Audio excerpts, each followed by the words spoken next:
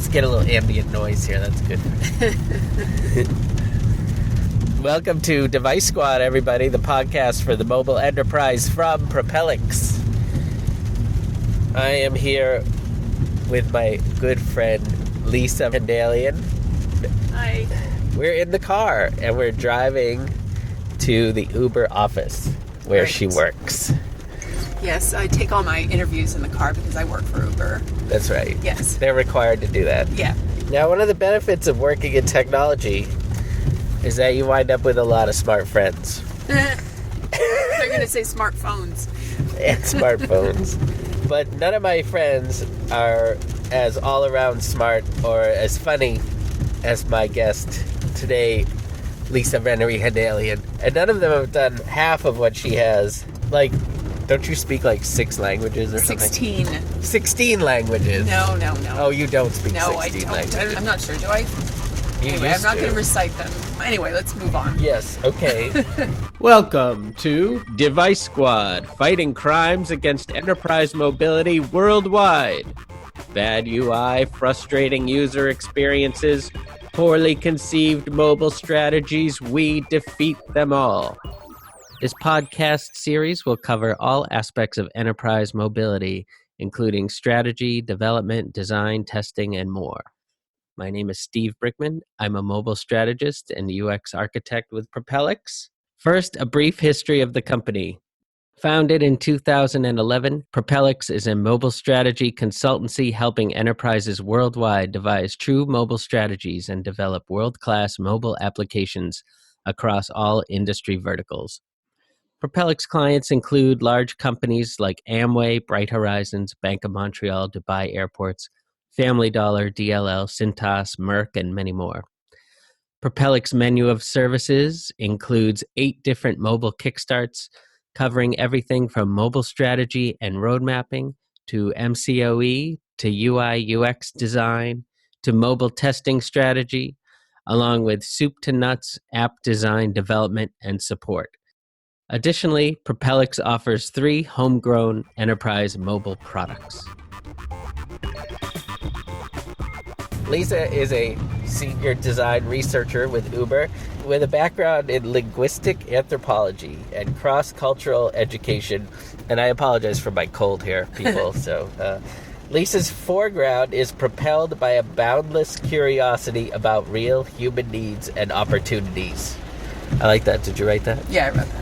No, but the thing is the background and then the foreground. I think that's like the clever thing. That's good. Oh, no one gets it. You know what? Yeah, that was a little opaque. I'm sorry. Okay. It's cute, though. Okay, anyway. Drawing upon a broad array of qualitative research methods, Lisa provides deep insights that inform product strategy, solution innovation, and user delight and empowerment. Oh, I like user delight. Oh, it's all about the delight. I love getting to the bottom of a problem and designing just the right research to solve it. I have been energized by that challenge for over 12 years. Your specialties include strategic ethnography. That's cool. Contextual interviews, collaborative, participatory, co-design, generative research, design thinking research, mentorship and coaching, survey design, desirability testing, focus groups, journey mapping, card sorting, and user testing. So the irony is that I'm here in San Francisco to do a focus group for one of our clients, and I have the user delight of interviewing you, Lisa, right here in the car. Right. And the rain noise may be a little much for people, but hopefully they can deal with it. It is not a prop. It is real rain. This is real rain. Right. And that dam hasn't burst yet, right? No, not yet. Still, I listen in every day. All right. So first, just tell us about your digital journey. So I had a very analog journey, sort of in academia. I was teaching writing and doing some international things, just bopping around. And then in 1999, I looked around and said, what's this World Wide Web thing? Which is probably really a long time before or after everybody else. But this was in Boston. And so because it was 1999, you could quit your job and just find another job. And I did. And it was in educational technology. And I was an online editor for this ed tech company. And I would just interview people and put out a newsletter every week, which, when I think about it now, is really horrifying because the deadlines were terrible.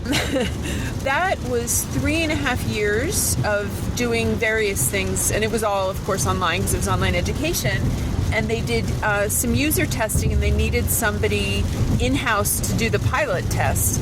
And so I was the person for that round, and I couldn't believe it. I was like, what is this intersection of like everything I love? Learning and tech and everything. And so very fortunately, and I've cashed in a lot of karma points over the years, I got laid off just as I had applied to Bentley, which is a university outside of Boston, Bentley's Human Factors in Information Design master's program.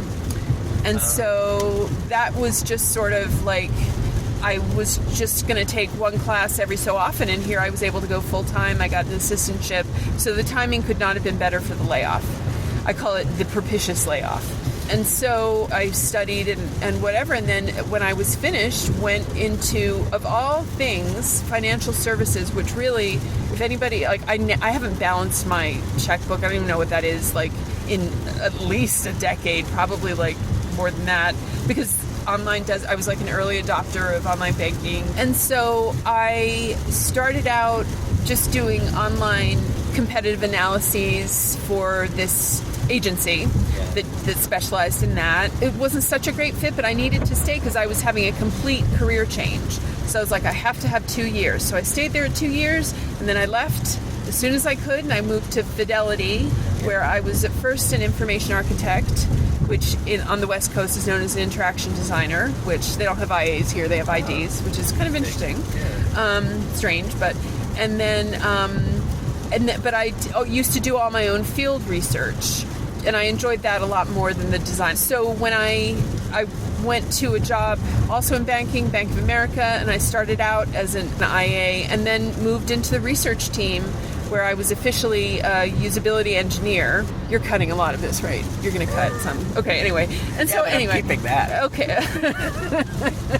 Oh, look at Uber. Every single car around here has an Uber sticker, by the way. That's so funny. Everything. Everywhere. All the Priuses are totally Ubers. So anyway, I went to Bank of America and then stayed there for 5.5 long years. And so then I worked at Ancestry.com and set up their research program, which was really fun because as soon as I said, I work for Ancestry, they were like, oh my God, I love Ancestry. My grandmother loves it. So that was really gratifying. That's nice. So I did that for 2 years, and then I joined Uber, and I've been there for about almost a year. Yeah. And that's where our story ends or begins, as you choose. You mentioned that, there's some things you can't tell me about Uber, but as much as you can, like, tell me, like, what your day-to-day average day is like. Yeah. I get there at about 7 because, like every other company here, we have so many meetings during the day that you really have to, like, do your work outside of work hours. Yeah. I'm kind of kidding, but not really. I mean, at any one time, I probably have 2 projects that I'm working on, and at Uber, I'm a senior researcher. I lead up the research for the driver recognition, so that's like ratings. And so riders rating drivers, but like the experience of drivers receiving the ratings, loyalty, and appreciation type thing, compliments. I don't know if you've seen the little compliment stickers. That was my project. It was funny. I just finished the process for teams to internationalize their compliments because, certain things, of course, it's very, they don't translate. They don't, especially in the imagery too. So, really important that if you're complimenting someone, you want to compliment them on something that it matters to them. So, anyway, so I will be involved in 1 or 2, like right now I have 2 projects I'm working on. They're both interview based. One will be kind of more sort of a co-design little mini workshop with some drivers, and then the other is just plain interviews. We do a lot of remote work. One of them will be remote, one of them will be face-to-face, and that's always really fun. The researchers are embedded in our teams, so although we have a really big research team, about like I don't know, 35 people internationally. And nationally, most of us are in San Francisco, but not all. We do get a chance to meet and talk, once a week, and we have like meetups and stuff in house.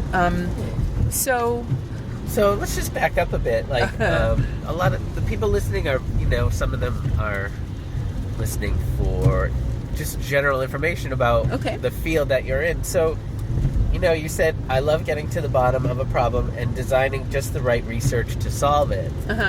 So, how do you go about designing a research sort of that's a great question. Like that? You know what I mean? As a researcher, I'm beholden or whatever to answerable to the product manager and a design manager and a bunch of people who are marketing and stuff, and so they'll all have business questions. My experience throughout this field is that everyone thinks that a survey or a focus group will take care of every research need, and they don't. You need different, like asking somebody, do you like it, isn't going to give you the answer of can you use it, would you use it, and everything. And so I have to guide my clients, which are my internal clients, which are like the PMs and stuff. Sometimes they don't know the actual question that they want the answer to. And so different methods, you can only design or select a method based on the question that you want the answer to. And so if you want to know whether drivers, would like compliments or whatever, you're not necessarily going to show them the compliments and say, ask what are your feelings on a scale of 1 to 10, but you would take a step back and ask them, what are you most proud of as a driver? Yeah. What's the nicest thing anyone has ever said to you, as a rider? Yeah. And that kind of thing. And so that's not something the product managers necessarily would think of. And because that's a real intersection of language and psychology. Oh my God, totally. And emotion, with, recognition and loyalty and stuff like that. That is emotion. People are not, they're just going to take everything with a grain of salt. And sometimes a usability test, if it's too early, that's not going to give you anything. That's not going to, see if people can use things. But you can test with just a paper prototype and just kind of draw things out and say, what would you do here? And that's good enough. So it also depends on the method, also depends on where you are in the process. And so sometimes the team will come to me a little too late. I have had projects where people will say, we really want to find out, it's the foundational research. We want to find out people's feelings and whatever. Oh, and by the way, we've already built the prototype. So, and this happens everywhere. We've already built the prototype, so could you... What's going on here? Can I park there? Okay. All right, sweet. Pause for now.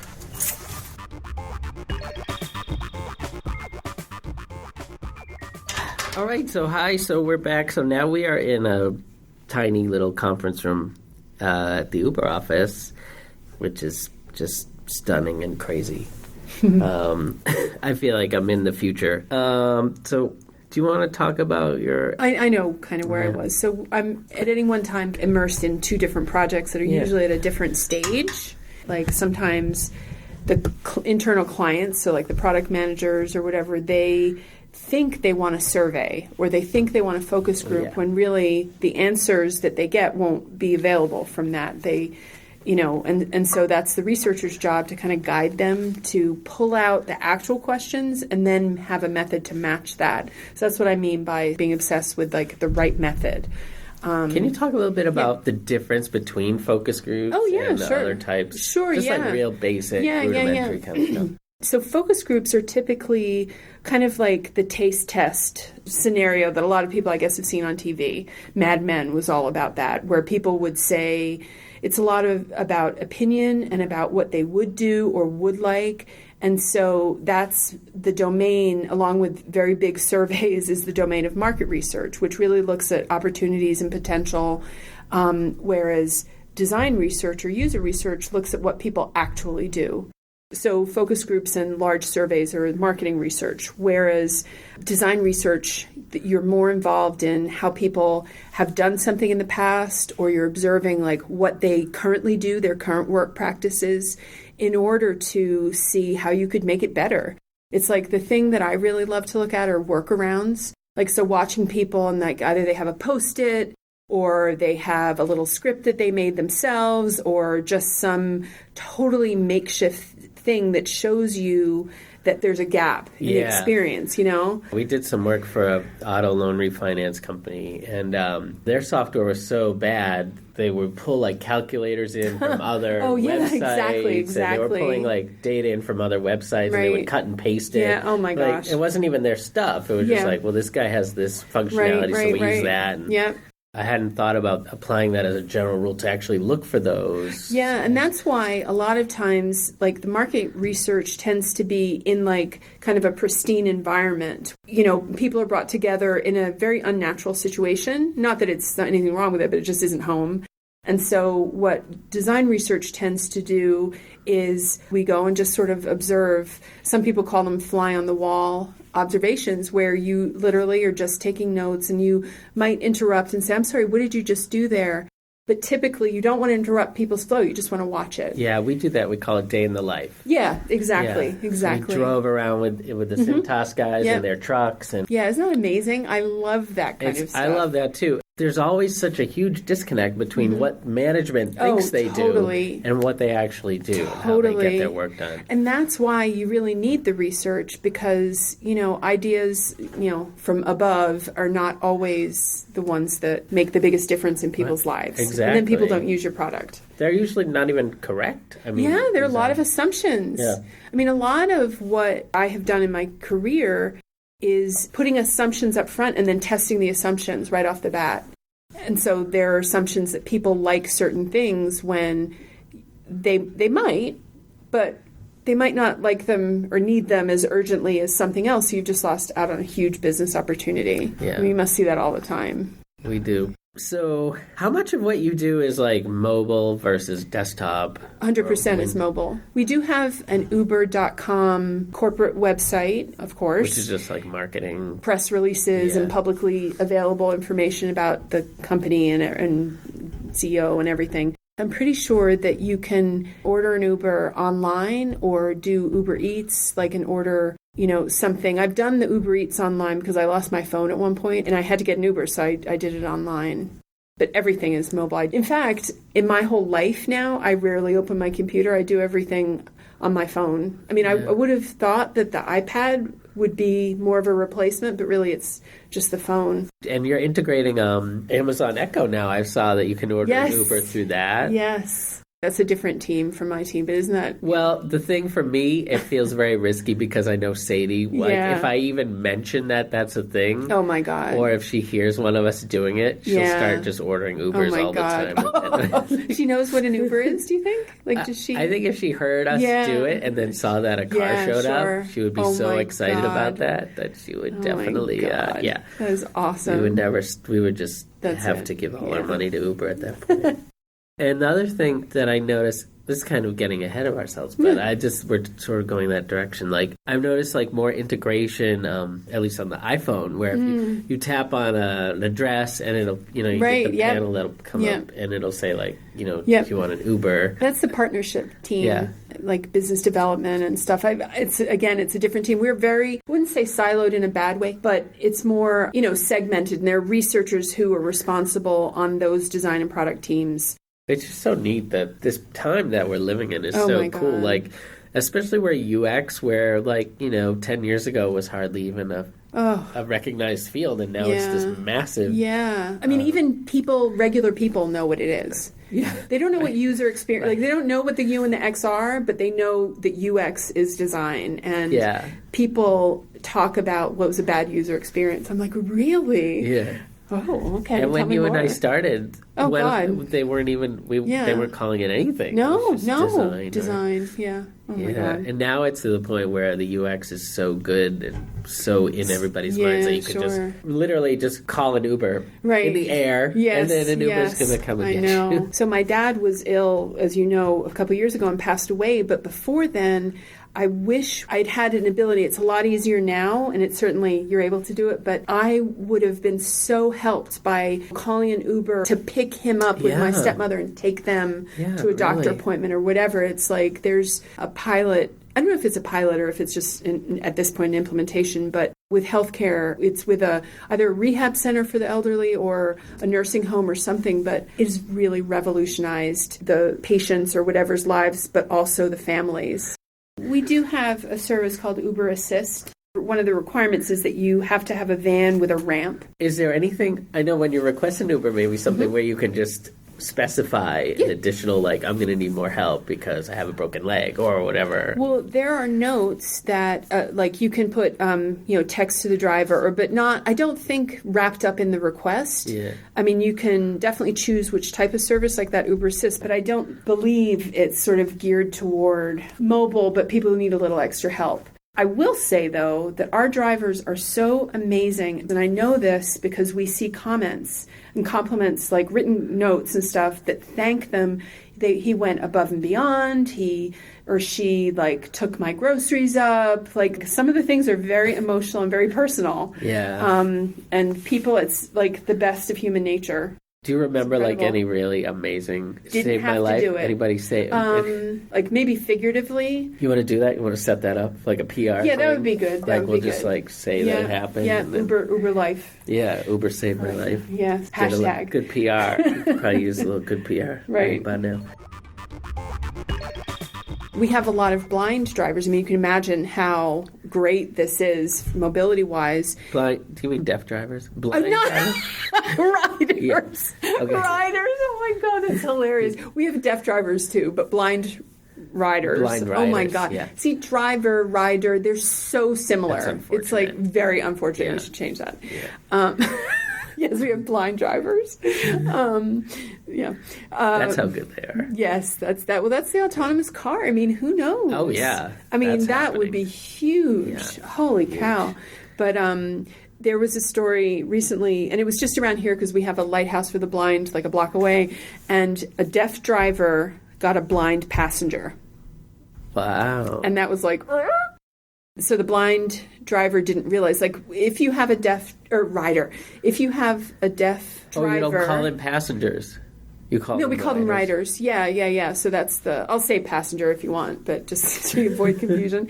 But let's say you get a deaf driver, a little, like, note will pop up to the rider and say, by the way, your driver happens to be hearing impaired, and so you may need to write things down or whatever. I've never had it. And it's a shame because I sign, so I would really like... I've met one deaf driver, and I've interviewed him for, like, research, but I'm dying to have that situation, but I haven't yet. That is fascinating, all these edge cases that you don't even think about. So just as with really everything, when you have an adaptation for the disabled, so that's like kind of universal design kind of thing, it will infiltrate the homogeneous population, like the rest of us. And so some of the technology, like that heads up for deaf drivers, could easily be adapted for other... I mean, I can't think of any use cases right now, but it's the same way that, like, all of the voice recognition stuff came as an assist for the blind. Like, and now we have all of that, and like curb cuts and doors, handles that aren't like the round knob, in lower facilities and stuff. And I just think that is so fascinating how you look at like the edge case, and then you solve for it in a way that's like a universally applicable. I think that there's so much we can learn. The Uber driver that actually drove me last night was saying that one of the big issues is connecting the rider with the driver. Yeah. The initial pickup. Yeah, especially when there are a lot of people all waiting on the same corner. Yeah, and he said that you guys are like experimenting with like different colored logos for the car. It just occurred to me that you could add a component on the rider side where the same color, their screen would just show that color. That is what happens. And then they hold it up and they match it. I haven't seen it. I know it's being piloted in the public, but it's called Beacon. Yeah, it is a good idea. There used to be an app called Beer Tender or something for in the bar. That's brilliant. When it's a loud bar and you put what beer you want and you just hold it up and you show that a is beer. so smart. I mean, it's kind of like that. See, that's how necessity is the mother of invention. Totally. Yeah. Well, yeah, beer is definitely a that necessity. That is such necessity. Yeah. So how much influence does your work have on the final design? I mean, obviously there's such a huge company and like it must go through it must take a long time for new ideas to be implemented and then to show up. Well, like any company and any project, it depends. Some other priority could come and like bump another project down, lower down, or market conditions could change. Who knows? But I mean, once an idea is there and vetted a little bit like by the higher up people, and then we do either market and or user research or design research to test the viability a little bit and do some poking around. And then we are very agile. So we experiment a lot, not like a prototypical experiment, but that's fully coded and operational. And then we do A/B testing to see the impact, or multivariate testing. And I mean, it's kind of been built, but then a lot of times it gets tweaked. Like if there are 3 different directions, you want to pick the best one and then fully test that out. So it's not that it takes a long time. It can be really, really fast, actually. I've seen things move really quickly. If it has a huge impact. If it has a huge impact, if people are really clamoring for it. I worked at PayPal for a little bit. They had us redesign check flow and sort of more edge cases. Yeah. I don't even know if PayPal is still doing checks and stuff, but at the time they were, and none of our work went anywhere. It was just... I mean, that's been my experience everywhere. It's sort of like more 40-60, if like 40 on the not being used side. Yeah. And what's frustrating in a lot of companies is when you've done all the work and then the design still goes out the way that you had reported that it maybe shouldn't. And, you know, it's not the researcher's job to like say you shouldn't do this, you should. You just give the information and then let them make the decision, but you can make recommendations. And so it can be hard when there's no time to implement the recommendations. That's why the user-centered design process really has to start beforehand. Like before something is built, even before wireframes, because why would you put all that effort into something that it doesn't have a chance? Or I'll be generous and say it's a healthy tension, but I'm not, of course, from my perspective, I would rather they just like do it the way that I want them to do it. Right. It's the same in my marriage. Lisa's husband and I go way back, so... I think it's industry standard, but there are always different experiences. But user research and design research. So the difference. Because we are design researchers, and I kind of gravitate more toward positions called design researcher. Yeah. So what is the difference? Yeah. So in my mind, I think of design research as something that comes up that you should be engaged in very early. It's kind of the stuff it sounds like you do at Propelics, like strategic problem finding and like seeing whether there's something to be solved, and you ideate a lot of design thinking type of methods go into it, where you're just talking with people up front, but kind of in the back of your mind, you're thinking about an overall design of an ecosystem or of a service, or maybe at the product level, but it certainly is nothing to do with an interface. It has more to do with like the whole interaction and then what happens at the end. People refer to that as design research because it really is like researching a solution, whereas I think of user research as it's like sort of seeing the users of that design, because if you don't have the design, you don't have the users. And they're very closely related, but I think of user research more a little bit later in the process, like where you're bouncing certain ideas off users already. And I mean, there needs to be a lot of user interviews and stuff, and it's all user-centered or human-centered with the design research, but it's like a little bit of a different focus, and I think it comes earlier in the game. So is user research just more granular, kind of? Or? Yeah, you want to answer different questions. Yeah. It's more like, would they use it? How would they use it? Would it be advantageous? Like, show me how you would implement this solution. Or, I'm going to give you a prototype, even if it's just paper, and I want you to walk me through it and tell me your feelings about this and that. Earlier you mentioned like the fly on the wall process, the day in the life process, and you were talking about how Uber is asking all the employees here, designers and stuff, to actually become drivers. Can you talk about that? That's really cool. Well, it's really neat. This year for Uber is the year of the driver, and not that it kind of hasn't always been, but everything is devoted to the driver and driver obsession. And customer obsession is one of our cultural values, and so there's a big encouragement for everybody to have the experience of a driver. And so that's been really interesting. We're like secret shoppers. We all do our like little diaries and pass it into the team that's responsible. And I had an issue uploading some documents, and I happened to know who the PM was, and he went over to engineering and said, there's a problem with this, let's look into it. And they fixed it, like right there on the spot. And that was perfect. You know, it really, really worked. So. Like on the setup side? Yeah, for on the setup. Yeah, oh, for wow. like, because you have to upload a lot of documents, of course. Yeah, sure. And your license and stuff. And I was Criminal in an infinite, record. exactly. Yeah. Well, no, but I was in an infinite loop, you know, but it's not there anymore. So. And as a UX person, Oh, yeah. I mean, I had a lot to say. Yeah. Do you know of any other elements that were like improved or revealed out of this process? Definitely, there's more attention to onboarding and like driver education. You know, companies can always do a better job with that. So there are projects. The Uber app actually changes pretty frequently. It seems to be improved. Like, to you, what is the most exciting or the best improvement that you've seen recently?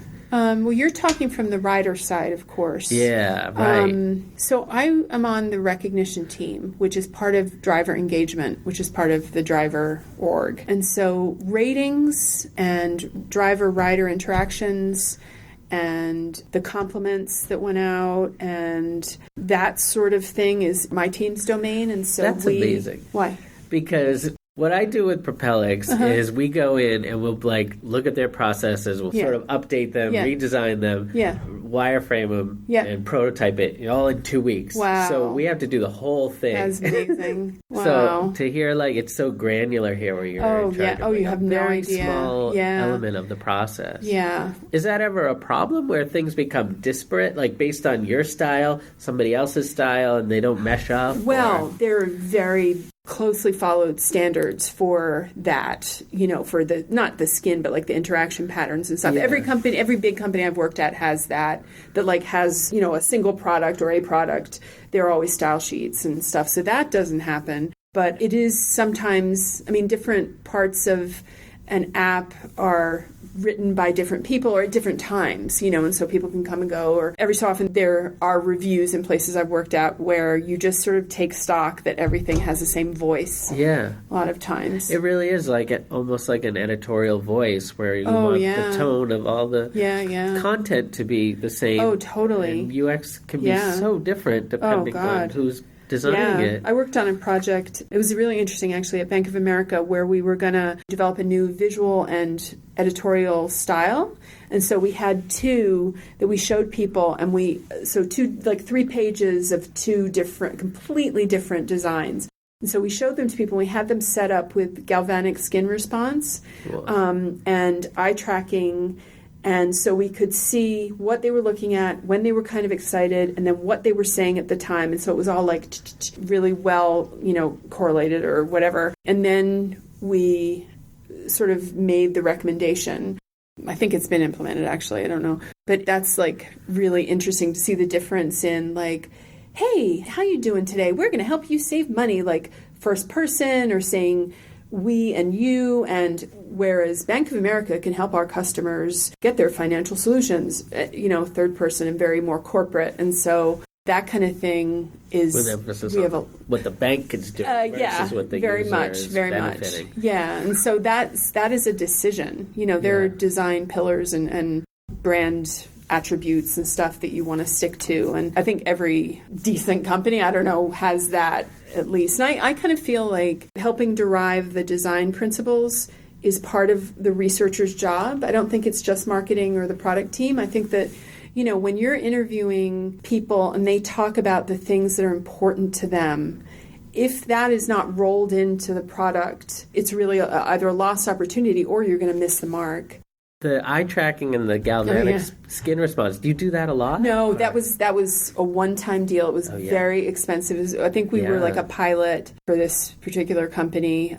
We actually have someone on staff who focuses on the visual. When I was at PayPal, we used, for user testing, little cameras that the ePivo or something. Yeah, I know that, like with a thing, and then and then you can track their hand movements and stuff with that. What do you guys use for that stuff? We use a situation like that. A lot of times, I'll screencast my or a user's phone so that they can just have it normally, and we can see it and then record it with QuickTime. Yeah. And then we also have picture in pictures. We can see their grimaces or smiles or whatever. But a lot of times we do research in the car.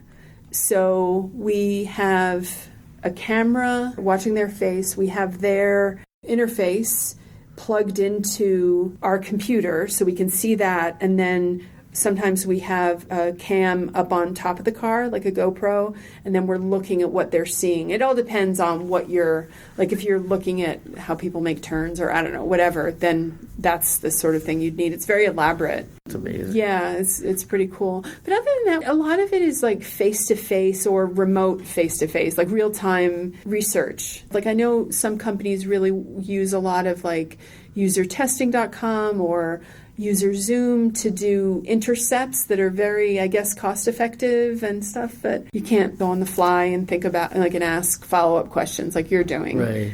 So can you talk about some of the issues that you've seen? So you're in the driver's side, yep. and you're doing ratings, and you're doing compliments. Yeah, compliments and rider-driver interactions. I'm wondering, like, where you saw like the biggest problems with that interaction, and the interactions that you are most excited about. Yeah, or improvements that you really are excited about.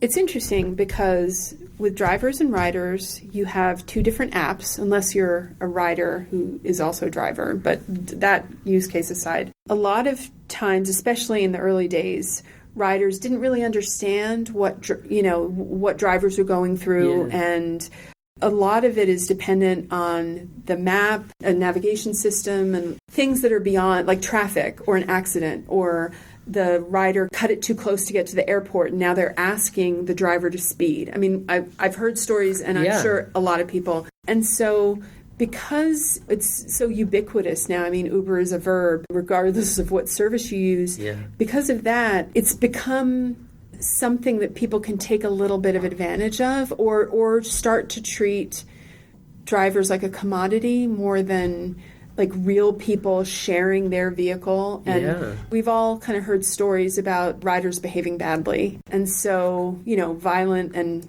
horrible and stuff. So there's a lot to be done in the relationship sort of education. Like humanizing the driver more? I mean, just sort of... Well, it's more making the riders, I think. So, the drivers... I don't think they're at fault.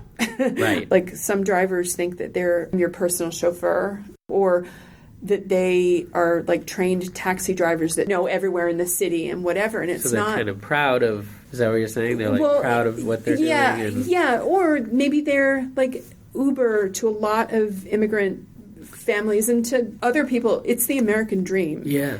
It's like you're entrepreneurial. We even make it easy for you to get a car and lease a car and stuff. And so there's a lot of, as you say, pride. But sometimes people aren't from the given city where they're in. And so they rely very much on our app, our amazing app that is, fallible too if the satellite's down or whatever it is. Sure. And so the thing that like riders don't really behave with a lot of empathy, really, and respect and politeness, and like a lot of things that are sometimes shocking. Could be drunk. Oh yeah. I mean, Uber is such a gift for drunk people. Oh yeah, we have saved so many lives if you think about it with drunk driving. Oh, it's horrible. It's completely changed everything. I mean, it's real. That's a legitimate benefit to society. Oh my God, huge totally. benefit. You speak a bunch of languages, and, we came in here and you were talking about riders versus passengers, and we went through the door and you said it's not tailgating, it's pigging, and stuff like that. So I'm wondering, how have you been able to use your language skills in your work, and how has that played a part? A little bit. I was recently looking at the Latin America-based compliments, like those little circle stickers that are really fun and have had a lot of enthusiasm from drivers and riders. So we really wanted to make sure that they were culturally relevant. Like I said, you don't want to compliment people on things they don't care about. Yeah. And so we did a survey, and we looked at past compliments, and all this was in Spanish and Portuguese. That was really, really fun to see. Like there was one that was like, we have here great music. And it just never came up. It came up once that I remember in the Latin American compliments. And I was like, oh, that's funny. But maybe everybody has great music, so it's not like it's just an expected thing. I don't know. Or it's just not something that people really care about, the music. And yet, on the driver's side, one of the background questions was what are you most proud of? And what's the highest compliment? And drivers said that they were most proud of the term honorable and dignoso. I don't know, it's Italian, but like dignified almost. And riders had said the driver was very educado, which is sort of like educated, but like more in a like manners. And so genteel. Yeah, in that way, like really. And so there's not really a good, I mean, can you imagine having a compliment genteel? Like, driver was very genteel, like be like, what?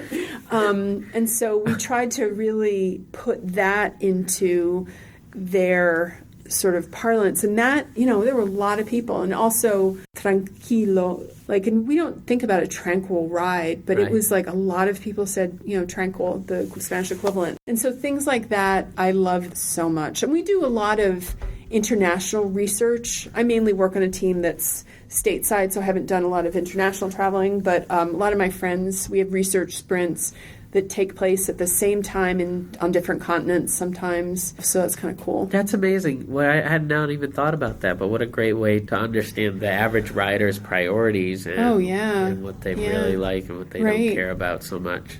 I also think it's really fascinating, this idea of the language barrier issue and how you're working with that. Do you have a lot of drivers who are like only Spanish speaking or only have limited English? Yeah, the app is translated into, you know, other languages, and they can choose, and that actually helps us identify like the number of foreign-born or people who, at least second language speakers, because of which language they have toggled. Oh, I see. So I don't know about many. I'm not sure about those numbers, but so the rider sees it in English, his or her language, and the driver sees it in the. Yep. That's so cool. Yeah. And then there's issues there like translating these compliments and so forth, right? Yeah. And getting that right. Yep. What are you doing for? That's a really good point. What's up? Did I just make you think of something? Yeah. I mean, if all the compliments aren't the same and you have somebody giving a compliment but it gets translated into Spanish or whatever, which one is it going to be? Is it going to be my compliment or his compliment? I have to think about that. Anyway. You want to talk about that? No. No. So let's see. And so how much do you get into the actual design? Your testing and stuff, that's all they have designers. So you just report the results of your testing? Yeah, and then move on to the next initiative or whatever. Yeah. And is it always like you're showing a few different designs? Sometimes. It depends how, like, there'll be a test coming up where we're not sure which design direction, like, because their interactions are very different, where, like, whatever's introduced to the driver. And so that just lends itself to showing multiple. And so there's always the question of, do you show one group the same two designs, or single, like a bunch of people, the same two designs? And of course you would counterbalance them. You'd show one first, and so that you know, and the other second to one group, and vice versa, so that they're not all saying they like the first one just because it's the first one or whatever. So there's that issue. But do you show everyone the same ones, or do you show one group one interface, the second group the second interface, the third group the third interface, and then compare reactions and stuff? So that's called a between study group, where everyone gets a different stimulus, and then you just compare the tasks or whatever the adjectives they use about how it makes them feel or what they think of or whatever. And so that's like the kind of decision that I think about, the pros and cons of, you know, what kind of testing scenario am I going to propose and use? Yeah. So, can you talk about any instances that, like, where you were really surprised that a certain direction was what people preferred over another direction? Because that happens to us all the time. Yeah. I remember at Ancestry, what was it? There was some feature that I didn't think people would be very interested in. But they were very interested, and that's great. That's wonderful to report. Yeah. But I can't remember any specific examples. You know, as a researcher, you try and go in as objective as possible. Yeah. And yet it's a fine line, because you see maybe an interface or something, and you think, like, there's a big risk here. Like, I look at it, I remember there was something, and there were 3 choices. They were radio buttons, and they all looked the same. I, like, had to double check. Like, the word was practically the same. And I said, have to make them more different or space them differently or something. I can't see. And then it's like, oh, easy catch. But other things are more nuanced, so you have to you certainly don't want to go in because unconscious biases are really very powerful. Yeah. And so, but I think that's something everybody, all researchers struggle with because they're being unconscious. I mean, you're coming from such an educated place to begin with. That's why where we are, we deliver our service so quickly that we do all of our testing sort of after the fact. Yeah, and we say, okay, well, what's working and what's not working? Because you just want to get the app out there because it's going to be such an improvement almost no matter what we do. Right. Because most of the process of we're replacing our paper or legacy systems that are just a mess. So I understand the business necessity of that. I'm not such a fan because it kind of goes in the face of upfront design research, but I understand, and a lot of companies do that, and it's just the whole test early, test often, fail often, fail early, whatever. Yeah. That one I think is a little bit of a misnomer. I think people are fine with fail early, fail often as long as you never fail. Like once you start to I feel like it's very risky to suggest that to companies and actually expect that they will do it. So I like to ask my guests to sort of do a little fortune telling. And so given your extensive experience in UX, can you make any predictions on where you think design trends are heading? We went to flat design. And animated, we saw a lot more animation. Motion design is like the big thing. What's next, do you think? In design? I kind of think that voice, the whole Internet of Things, like we have a Google Home that's integrated with our Wemo, for the lights. See, really where I'm interested is how we can leverage that kind of technology, Internet of Things, to equal the playing field for blind people and for people with special needs or the elderly, because there still is a really big digital divide all over the world. So I'm hoping that that's the direction. I think we're just going to be talking to the air pretty soon. I don't even think we're going to have devices in 5 years. Would you know something? We're just going to be the cloud will really be like the cloud and we'll just... Would you know Alexa sometimes would be like, I'm sorry, I didn't hear you. We're like, what the fuck was talking to you? Oh, yeah. Ours will just start talking sometimes. It'll just do a sales pitch. Oh, my God. Do you know that one time my brother was house sitting because they had some work done their house. We were away. And so I have an Alexa app, and I was making it talk. And he was in the house, and he said that he kept turning off the radio. He's like, what the hell? And he doesn't know how to use that. So, oh my God, that was so funny. Well, so I was here for Valentine's Day, Oh, right. So what I did is I kept sending Reagan songs through Spotify to the Alexa. Oh my God, that is so sweet. Wow, I haven't done that. I have to do that. I told you that Sadie now figured out she's able to talk to the Alexa now. Does she think that you can talk to anything? Does she try? Well, it's kind of amazing how they just picked it up. Of course you can just talk to things and they just start playing songs. Oh my God. Of course you can do that.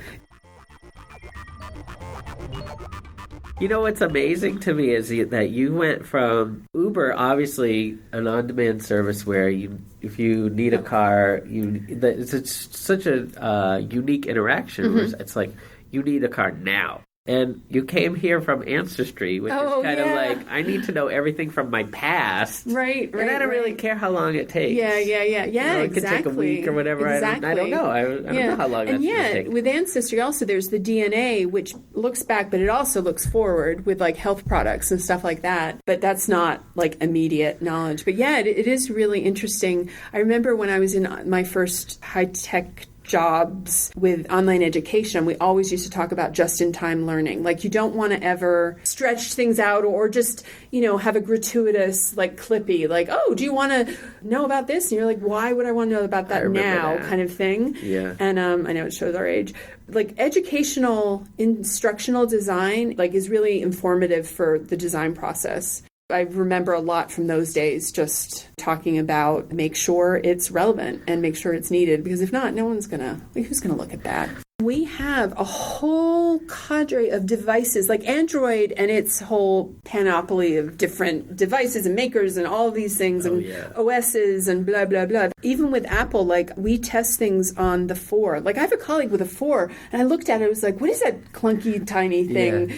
And also, especially in developing countries, because we're trying to be everywhere, there's a lot of bandwidth issues. And so all of those considerations, that is another huge huge part of the user experience. I mean, hands down. I hadn't even thought about bandwidth issues. Oh my God. Yeah, they're really big. And there are places where people don't have phones or credit cards. Yeah. It's a luxury that we totally take for granted. How were you able to adapt your approach so quickly, going from Ancestry to Uber? And did you have to adapt your approach? I mean, was there some consistent...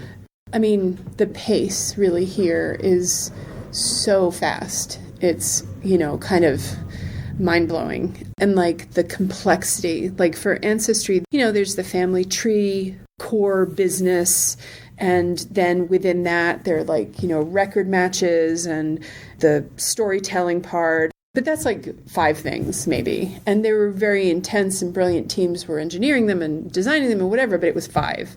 Here it is just in Driver alone at any one time there are probably more than 100 mini projects or big rock projects or this or that. And so I'm not on all of them, but you don't want to duplicate the research unnecessarily when you could be, doing something deeper than that and learning more. So I guess I don't know, pride myself or whatever, just making sure that learnings from one area are applied across another area. And so I'm kind of a connector in that way. And I'm always like that anyway. I was an early LinkedIn adopter. Haha. And before that, you were with Bank of America and Fidelity. Oh, yeah. How was that? Was that frustrating? I mean, just trying to present a forward-thinking approach, trying to push the company. Not at that time, but Fidelity now is a huge design thinking proponent. They came to Stanford and were residents and did the, semester programs and then went back to Fidelity. And now they train trainers and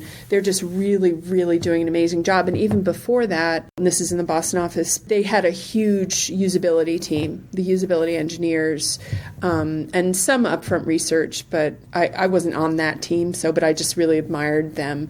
Bank of America, it makes a big difference if you're in headquarters and not. We were a very distributed team, so it was kind of less satisfying, really. Even though we'd have a weekly call, it's just something to see people face to face. Although I have to say with Bank of America, and it's continued, there were so many advances. I think we were the second to come out, but Chase just beat us a little bit with the take a picture of the check to deposit it, the mobile deposits. And now I hear they have where you can, I think, just point your phone at an ATM, do some sort of authentication, and then money will be put into your phone or something. It's crazy. Right. But, that's how it is. Actually, there are a lot of jobs around here at a certain time. I guess they were all filled or something, but Mercedes-Benz and Tesla, of course, and all of the interfaces for the cars were being, and Chrysler had a huge, and then there was GM also. And it's interesting. I talked about this with Anand a little bit to get back to the idea of language and how important language is, because you mentioned Tesla and they had that horrible one dude who died. But the reason that happened is because I don't know if you knew this, but the language, they were calling it self-driving or fully autonomous or whatever. And he thought, oh, that means I can just, be on my computer. Oh my gosh. While I'm driving. Wow. Or not driving. So they quickly changed all the language around there, and it's just a lesson in how important accurate language is. And just think, upfront research. What comes to mind when you think about this? That could have been discussed. Oh, wow. Right. That's a 5-minute discussion, right? Totally. What are we calling it? Oh, we're calling it, leave your hands off the wheel. No, let's not do that. Yeah. Oh, my God. Wow, I didn't realize that. That's really sad. Oops. Live and learn. What the hell is strategic ethnography? Oh, I don't know. I just made that up. I put two things together. I know. No, what it is basically going in and doing not even has to be longitudinal, but it's very immersive and looking at, that's what I did in Italy, sort of when I was in my 20s. So, being in a certain community and then veering toward. Let me give you an example. It's really hard. So in Italy, we were doing a sign language dictionary.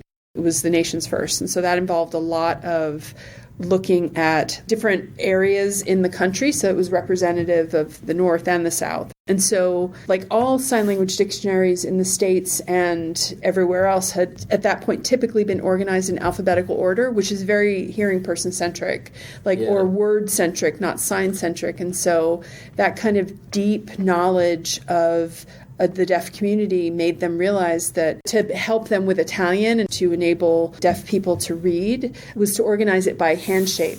And so that's strategic because it's a completely different way. And so it was funny, I'll never forget when they put all of the signs that they categorized into order.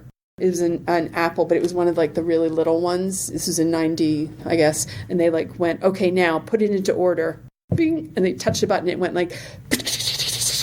and you saw how the computer said, and all the signs went quickly. It was unbelievable. And so that's how that dictionary is organized, according to the deaf person's outlook, not the hearing person. Right, and based on the actual physical position of the hands in space. It was cool. Really fascinating. A lot of the ethnography, what that will uncover is values of a community. We just came back from an amazing scuba trip in Micronesia, and we read all about it ahead of time on the plane.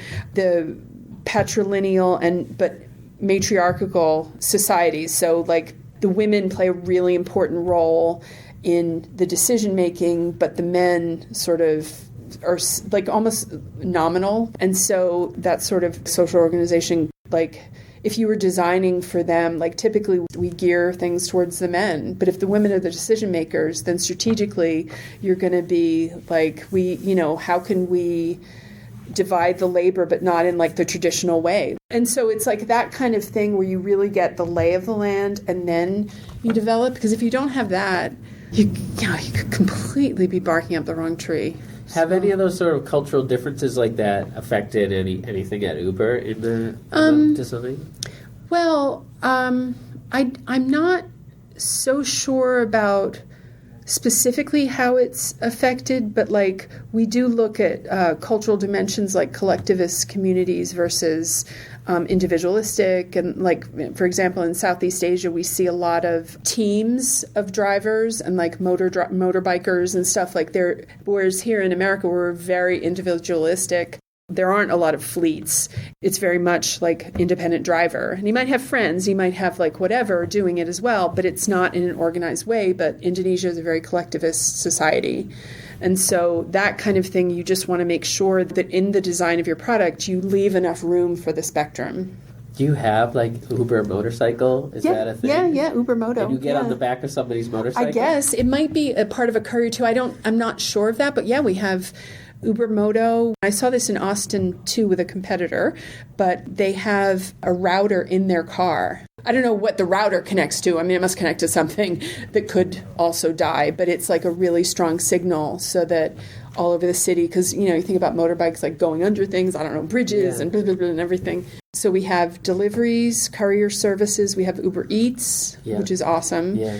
There's Uber Chopper in LA, where I guess everybody goes by Chopper. It's funny. Yeah, I'm sure there's a boat thing, maybe in Venice. I don't know.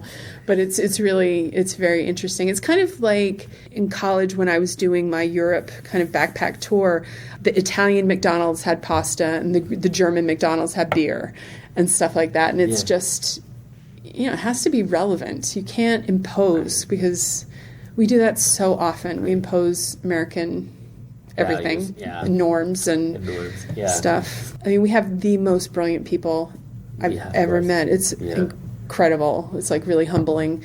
But we do have, ideas about sort of the whole range. Like I talked about elderly, talk about the whole life cycle that is being, considered, I'm sure. Uber's changed the world. It really has. So many ways. It's unbelievable. Well, Lisa, it's such a great perk of my job that I get to interview my favorite people. Yeah, isn't that funny? Just reconnect and see what they're doing, and see what they've been up to. So I'm really thankful for that. And thanks for coming on. Thank you. Device Squad, the podcast for the mobile enterprise from Propelics. That's it. Bye-bye, everybody. I'll see you next time. Bye. That's a riot.